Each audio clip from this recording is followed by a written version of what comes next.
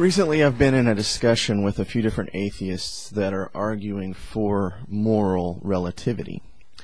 Our text discussions become frustrating when, after multiple 500-character boxes are full of our words, still more seem necessary. So I've decided to make a video series on the topic, with each part in the series dedicated to one particular issue of this argument. The series minimum should be at least 4 parts, but I reserve the right to extend that should more common objections come to light and need the attention. All segments of this series are being made with the goal of keeping them short and simple to follow. So let me begin with this, part 1, where my only goal is to analyze the relativity stance in general.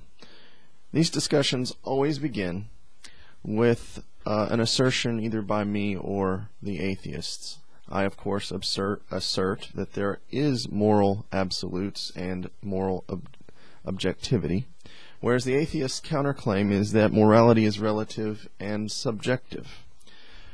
No matter how the atheist phrases this assertion, it's self-defeating even before we can start speaking about examples that either of us believe will prove our points. Let's take a look. Morality is always relative, or in other words, we cannot know right from wrong. For each person, it's relative and therefore different. That statement itself is an absolute one. If all moral choices are relative and we cannot know right from wrong, or at the very least we cannot judge for others what is right and wrong because they may have a different opinion, then how do I even know that this statement is right?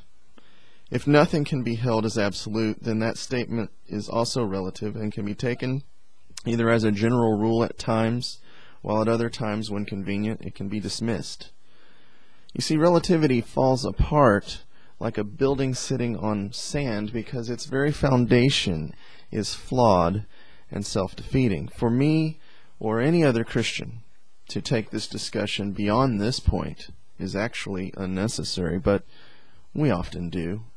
And in the next segment, I'm going to tackle the challenge that different cultures hold to different moral standards, so I hope you'll stay tuned.